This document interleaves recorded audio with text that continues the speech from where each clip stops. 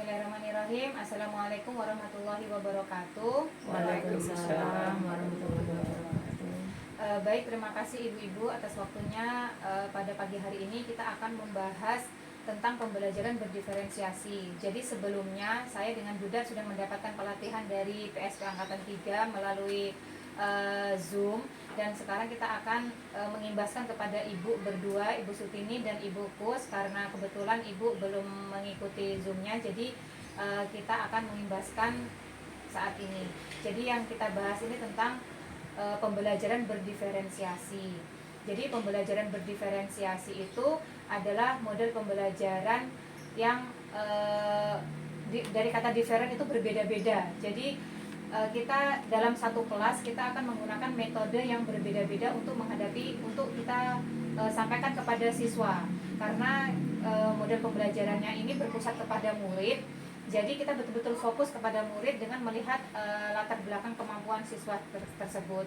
Jadi sebelumnya kita akan melihat kemampuan awal siswa, karena kemampuan awal siswa ini berbeda-beda, kemampuan awal peserta didik kita berbeda-beda. Jadi ada yang memang sudah betul-betul paham, misalnya berhitung, kemampuan berhitungnya misalnya sudah betul-betul paham, dari angka 1 sampai angka 20 sudah paham, tapi ada yang masih belum.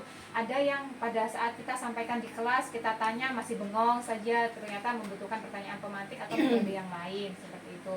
Jadi di sini kita akan menyusun pembelajaran berdiferensiasi.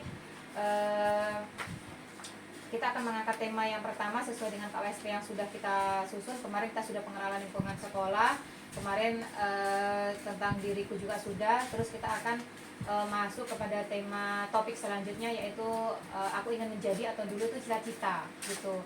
Jadi sebelum menyusun pembelajaran itu, kita menggunakan metode throwback method atau metode dari tujuan pembelajarannya dulu kita akan susun nih. Jadi sekarang kita akan menyusun dulu tujuan pembelajarannya apa dulu, baru nanti kita bisa menyusun modul ajarnya, rencana pembelajarannya seperti apa. Nah, untuk tujuan pembelajarannya akan disampaikan oleh Ibu Kepala Sekolah. Baiklah, saya di sini terima kasih waktunya. Saya akan tujuan pembelajaran. Yang pertama adalah capaian pembelajaran yang nilai agama dan budi pekerti. Kita ambil beberapa capaian seperti mempraktekkan nilai dan kewajiban ajaran agamanya, karena kita itu Aisyah, jadi kita harus menampakkan keaisyaan kita, terus memperingati hari-hari besar keagamaan, berperilaku baik sesuai ajarannya dan lain-lain. Nanti bisa kita tambahkan ke materi tersebut, bisa kita tambahkan yang lainnya, memiliki perilaku positif, menjaga kebersihan diri dan lainnya, mengetahui bagian tubuh. Terus berikutnya tadi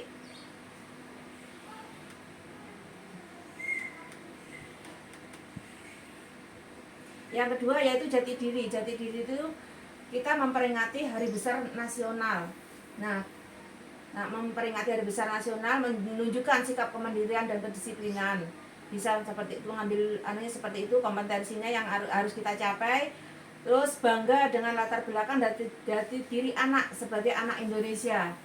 Terus menghargai aturan dan norma yang berlaku, karena kita setelah saya sampaikan tadi, karena kita itu Aisyah, makanya kita harus lebih maksimal, lebih menonjolkan kita bahwa tentang keagamaannya sesuai dengan visi misi di lembaga kita. Terus capaian berikut yang ketiga, ada 3 kan, yang tadi nilai agama dan moral, yang kedua jati diri, yang ketiga capaian dasar literasi matematika dan sains, teknologi, rekayasa dan seni.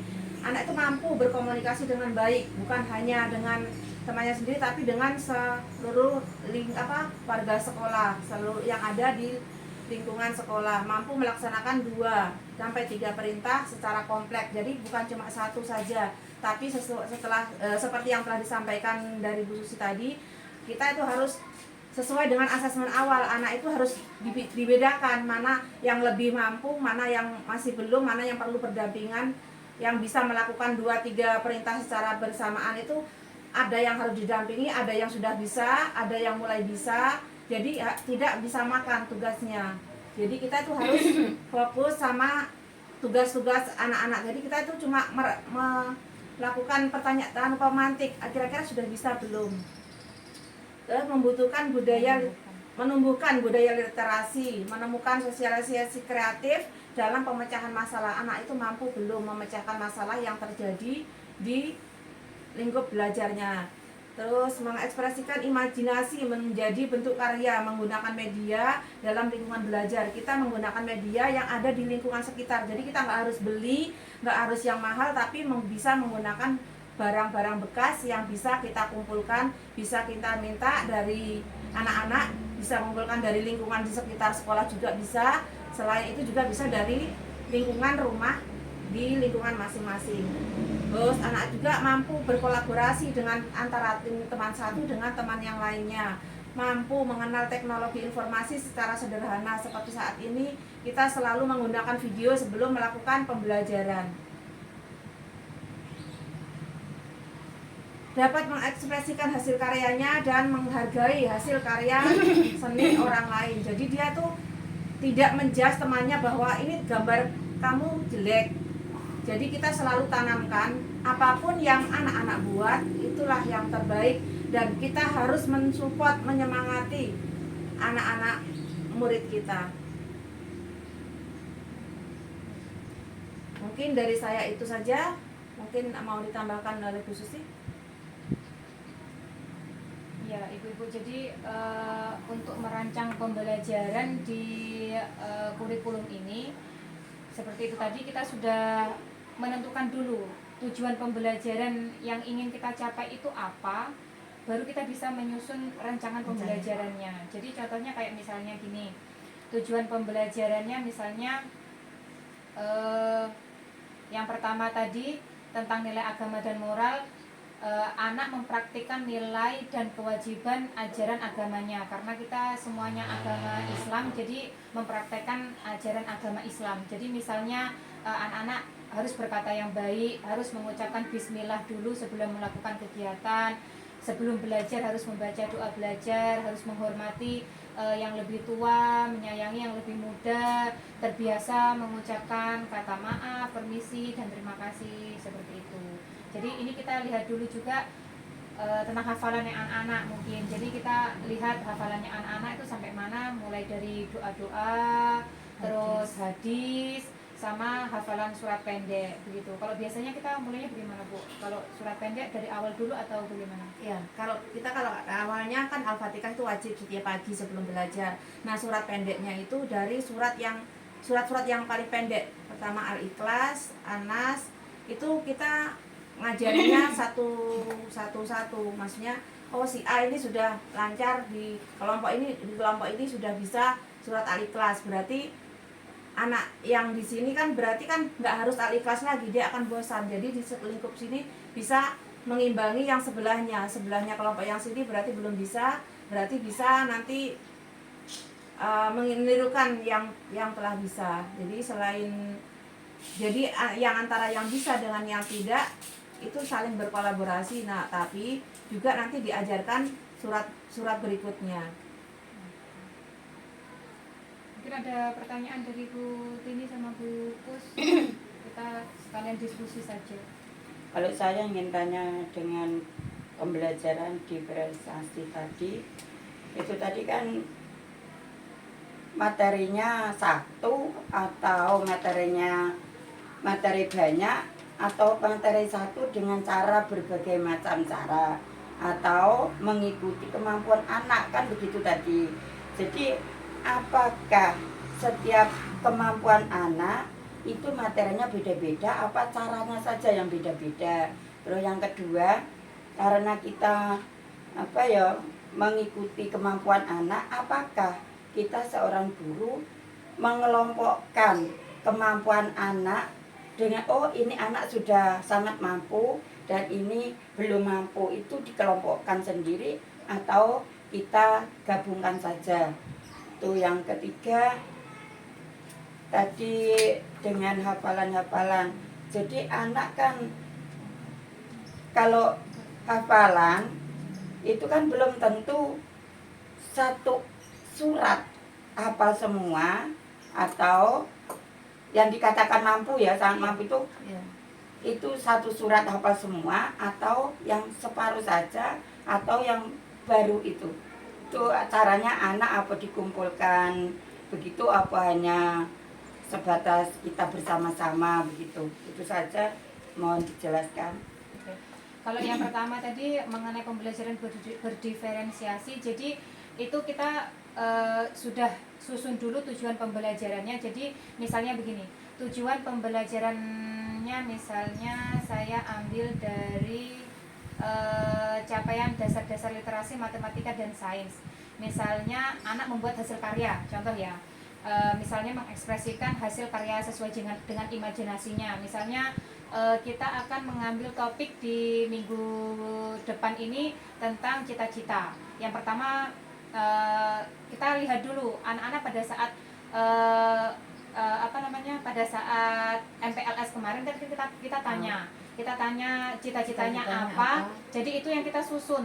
Jadi anak-anak tadi sesuai dengan minat dan bakatnya dulu apa. Contoh yang kemarin kita sudah kumpulkan itu mereka ingin menjadi dokter, ada yang ingin menjadi guru, polisi, tentara. Jadi 4 ini yang akan kita masukkan di rencana pembelajaran nanti. Jadi contoh misalnya yang pertama tujuan pembelajaran untuk topik dokter. Tujuan pembelajarannya misalnya anak mampu membuat peralatan dokter misalnya ya. Karena topiknya dokter, misalnya subtopiknya peralatan dokter, terus tujuannya anak mampu membuat karya imajinasi peralatan dokter, misalnya membuat obat dan misalnya membuat obat, misalnya membuat imajinasi. Jadi anak-anak itu akan berimajinasi kan. Nanti pertama dari minat dan bakat anak itu tentunya berbeda-beda. Ada yang anak sukanya menggambar, nggak suka meremas-remas, sukanya menggambar. Jadi di situ kita tujuannya misalnya anak mampu membuat karya imajinasi bentuk obat. Jadi di situ kita metodenya yang kita beda-bedakan. Tujuannya satu, tapi metodenya berdiferensiasi, metodenya berbeda-beda. Ada yang boleh dengan cara menggambar, ada yang boleh menggunakan plastisin, membuat bentuk obat dengan plastisin. Ada juga yang misalnya membuat bentuk obat digambar di atas pasir. Kemudian ada juga misalnya yang dari apa lagi Bu kalau plastisin? Selain plastisin kan bisa dengan puzzle. Bentuknya seperti ini. Jadi itu nanti akan kita siapkan begitu. Kita nanti akan sediakan alat dan bahannya, terus anak-anak yang akan memilih gitu sesuai dengan minat dan bakatnya. Terus kemudian kalau sesuai dengan kemampuannya itu kita akan dampingi begitu. Jadi ada anak yang begitu. Pertama kan kita klasikal dulu untuk menjelaskan. Jadi ada video pembelajaran misalnya di pembukaan itu kita bikin dulu video pembelajaran, anak-anak menonton tentang profesi dokter. Terus misalnya tujuannya membuat obat tadi, anak-anak dilihatkan dulu bentuk realnya obat itu seperti apa. Jadi nanti anak-anak yang akan memilih begitu, memilih metode pembelajarannya. Tapi di situ kita sudah sediakan, walaupun anak itu menggambar, tapi anak itu juga nanti kita akan pancing dengan pertanyaan-pertanyaan supaya anak tersebut bukan cuma menggambar, tapi juga bisa berhitung di situ, bisa juga mengenal angka di situ, begitu. Jadi kalau misalnya plastisin juga membuat bentuk obat dengan plastisin, nanti misalnya kita tanya, misalnya Miska membuat apa? Bentuknya seperti apa, Miska membuat obat warnanya apa, Miska tahu tidak kalau menulis obat itu hurufnya apa saja, misalnya belum tahu, kita contohkan dulu terus anak mengikuti. Nah pada saat menggambar, yang menggambar juga seperti itu, kita akan dampingi menggambar apa, bentuknya seperti apa. Jadi kita akan memancing dengan pertanyaan-pertanyaan pemantik. Jadi kita menyediakan metodenya begitu, metodenya berbeda-beda tetapi tujuannya tetap sama. Jadi nanti pada saat penilaian itu yang dinilai bukan hasil akhirnya, tetapi aspek perkembangannya, gitu. Jadi nanti kita akan menyediakan instrumen untuk penilaiannya. Jadi nanti kita akan ada checklist, ada hasil karya seperti itu. Nanti kita lihat perkembangannya, begitu. Terus kemudian untuk yang jawaban yang pertama begitu ya Bu ya. Iya, ada tanggapannya begini. Kalau kita menerangkan tentang obat, obat kan berbagai macam bentuk. Iya. Apakah sebelum anak diajak membuat bentuk obat, kita harus mengenalkan Iya. bentuk berbagai macam obat, jadi anak nanti memilih salah satu Iya. atau Iya. berbagai macam itu anak bikin. Nah, yang disukai anak. jadi sebelum anak diarahkan untuk membuat hasil karya kan kita tadi sudah menunjukkan real bentuk obatnya seperti apa, macam-macam obatnya seperti apa. Nah, nanti anak bisa membuat satu atau lebih sesuai dengan kemauannya, sesuai dengan yang mereka sukai. Jadi misalnya begini, jadi misalnya ekspektasinya kita hanya anak ini membuat satu, tapi ternyata dia membuat berbagai macam bentuk. Jadi dia itu Bisa ada yang kapsul, ada yang jadi itu pil, sudah di atas ekspektasinya kita, berarti perkembangannya itu baik sekali, sangat baik begitu. Tapi kalau misalnya anak ini hasil karyanya misalnya satu tok, berarti memang sudah cukup bisa. Tapi kalau misalnya di atas ekspektasinya kita, ya itu sudah sangat baik begitu. Gitu, Bu. Dengan ini tadi kan tulisan obat hurufnya apa saja. Iya. Terus kan anak tidak semuanya tahu dong. Tapi ada anak yang lebih tahu, oh ini huruf ini, huruf ini, huruf ini. Berarti itu penilaiannya lebih. Yang sangat baik. berarti anak itu mampu mengajarkan ke temannya, berarti teman tutor sebaya, dia masuk di penilaian sangat baik karena dia mampu mengajarkan kepada temannya, berarti itu disebut dengan tutor sebaya. Jadi bapaknya dia tulisan obat, si Ajeng sudah tahu tapi si Miftah belum. Jadi Ajeng itu ngajarin obat itu tulisannya seperti apa, si Ajeng ngajarin O B A T. Nah, nanti si Miftah dia menirukan. Berarti si Ajeng itu berarti berkembang sangat baik karena dia sudah mampu mengajarin huruf kepada si Miftah. Jadi kalau misalnya ada yang belum bisa, ya kita contohkan kan tujuannya di sini juga ada misalnya di literasi, mengenalkan literasi tadi ada ya mana tadi ya menumbuhkan budaya literasi ini yang membaca, misalnya mengenal huruf di sini ya. Misalnya di sini ada tujuannya, kita buat tujuannya anak mampu mengikuti tulisan kata obat gitu. Jadi di situ kalau misalnya anak sudah bisa tanpa dicontohkan, berarti nilainya sangat baik, sangat berkembang gitu, berkembang sangat baik, sangat baik gitu, atau sangat mampu lah istilahnya begitu. Tapi misalnya ada yang bilang, karena kita tadi tanya dengan pertanyaan pemantik, tahu tidak kalau tulisannya obat itu seperti apa? Bu guru, saya belum tahu cara nulisnya. Nah, kita contohkan, anak tersebut sudah bisa belum mengikuti tulisan kita. Misalnya belum pun, berarti kita akan memberitahu caranya menulis obat seperti ini. O itu bulat, B itu lurus dulu, terus ada perutnya di bawah, seperti itu. Nah, nanti perkembangan itu yang akan kita nilai seperti itu. Terus kemudian yang pertanyaan kedua, apakah anak nanti akan dikelompokkan sesuai dengan kemampuannya? Kalau teorinya iya. Teorinya anak itu akan dikelompokkan sesuai dengan kemampuan, sesuai dengan asesmen awalnya. Jadi sebelum kita melakukan pembelajaran kan ada namanya asesmen awal. Jadi menilai anak tersebut kemampuannya sudah sebatas mana.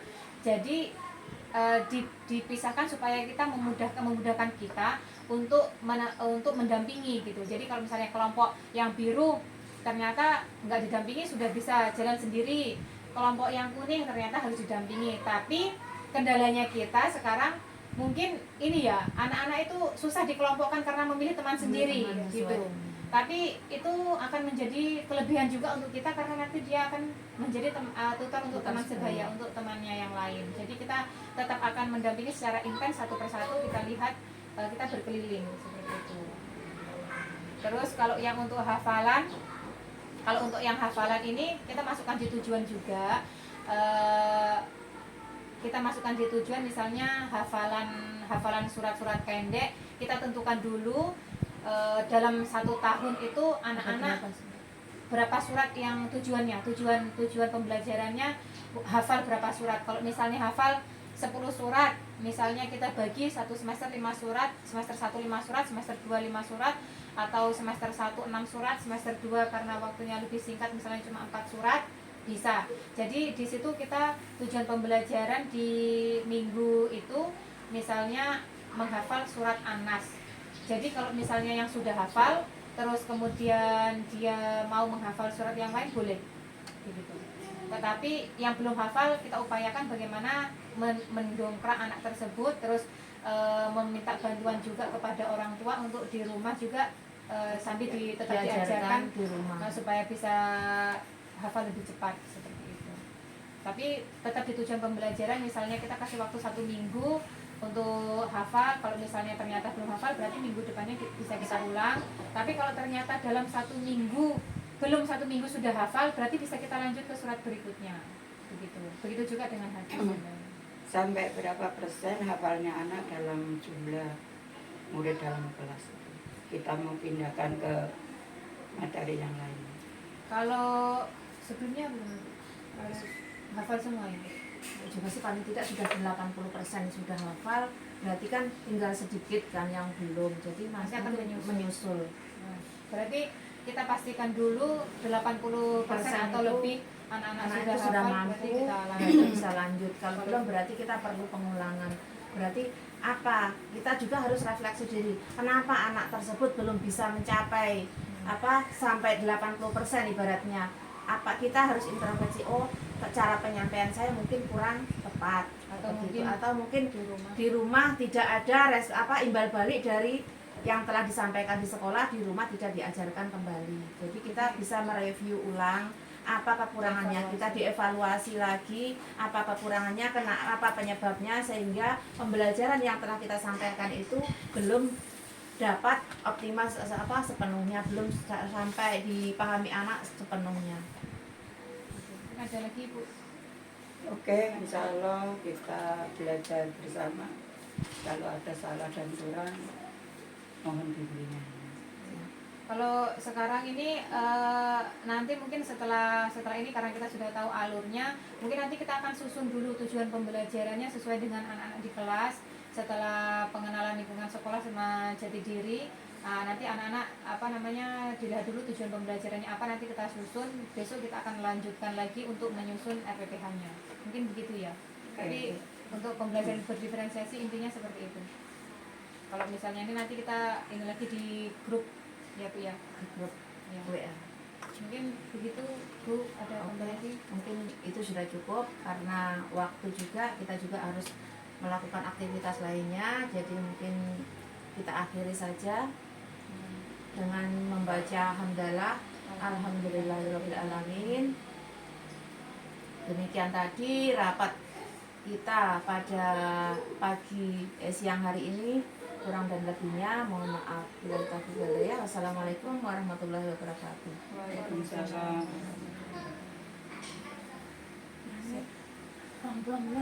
Wes, apik lah lek no. Foto, saiki foto-foto.